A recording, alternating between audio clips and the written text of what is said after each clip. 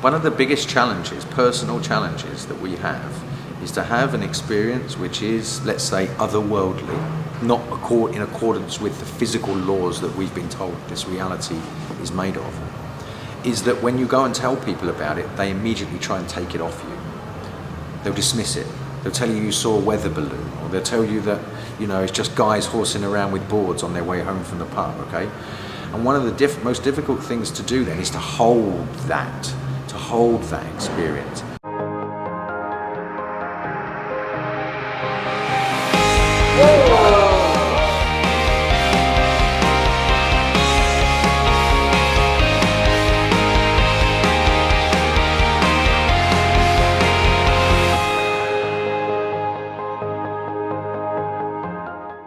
They used torches. Eles usaram lanternas. They had an aeroplane.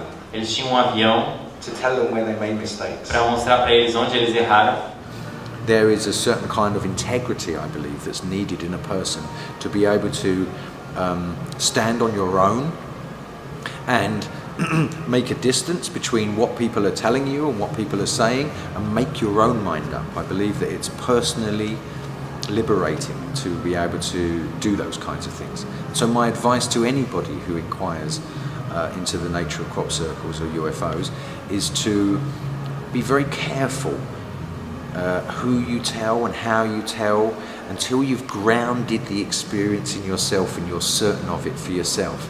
And then no one can take it away from you. But if you immediately go out and blurt it out and tell everybody in the pub, you'll find that it will just fizzle away, and then you'll start to doubt yourself. And that's why I spent 10 years in the formations pretty much on my own with just my teacher, and I didn't really get involved in any groups or any other people that were going to, let's say, pollute my mind or try and make me doubt myself, until I had established enough that I was sure for myself. Now nobody can take it away from me. There have been 25 years of studies of physical aspects to crop circles on the crop and the soil. BLT research, a man called John Burke, Dr. W.C. Levengood and a lady called Nancy Talbot have a website, and they have published numerous results of all of these scientific tests.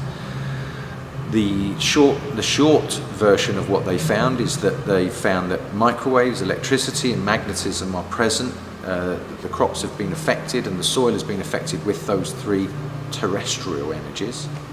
And so whatever it is that's causing these plants to lay down is seemingly harnessing energies that we already have here on the earth in order to make that happen. The science proves that there is something anomalous going on, but again, it doesn't seem to have been enough to cross that paradigm threshold. My friend Michael Glickman and I work very close together. He's a professor of architecture and he's got a very grounded mind in how people make things on planet Earth. We like to refer to the intelligence that's behind the crop circles as a teacher, and it lays down puzzles for us. And when we get those puzzles, when we understand that a solution to squaring the circle, for example, is inside a crop circle, it's almost like we get a pat on the head from teacher and the next level of the puzzle comes out.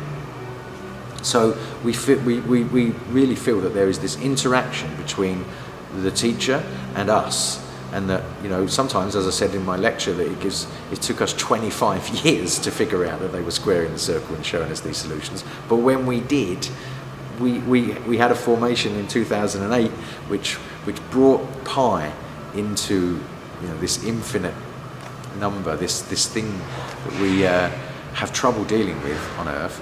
It brought it down, and both Michael and I felt that we were being given a nod from teacher to say, you're on the right track, guys. The origins of it seem to have started in Wiltshire. There are reports that back in the 1600s that people were finding simple circles in their fields, but this particular campaign of the crop circles started with simple circles and has evolved into very, very complex geometry, and we've never ever seen any of this in recorded history before. There is definitely a progression, definitely a leading towards more complexity, and it's definitely an unfolding of a long communication that hasn't finished yet. Headaches, nausea, feelings of elation, feelings of joy, feeling drunk, There were circles inside the formation that appeared because we were the first to go in it, and it just appeared, the formation that appeared in front of us. When Paula and I went inside that, we both had a headache for a week. But there were some circles in the middle. There was like a little towel in the middle of the two crescents. And it was a very weird energy inside that. So if we stood in one of the main circles, we felt fine. And if we jumped into one of these little circles that was in this little towel, we felt drunk and dizzy. And then we jumped back out. And we did this several times to make sure we weren't imagining it. But there were definitely some physical effects like that happening to us. Also, I've worked as a tour guide for 7 or 8 years, take people to the crop circles, and I've been able to closely monitor their reactions. And I've seen the whole gambit, from people breaking down in tears to people being completely elated and high, and also the effect can last later. It can come out, they can go home, and then all of a sudden they said they were engaging in a conversation with their friend, and they found they stayed up all night talking, and they had enormous amounts of energy to just talk about this stuff. So there's definitely something that it does to us. I feel for the first several years after the first encounter, I wasn't grounded. It was really, really difficult to be grounded. I would say that it was fair for people to say that I was manic, but I worked very hard to ground myself, and my martial arts training helped me with that, and I feel very grounded now, and I am very grounded. So much so, actually, that I'm a little nonchalant when big, powerful experiences happen. I can just take them like that because it's kind of commonplace. But I got a feeling that at any moment it could just bounce me into another sphere if it wanted to. And I can say that I'm sort of prepared for that, but I don't know.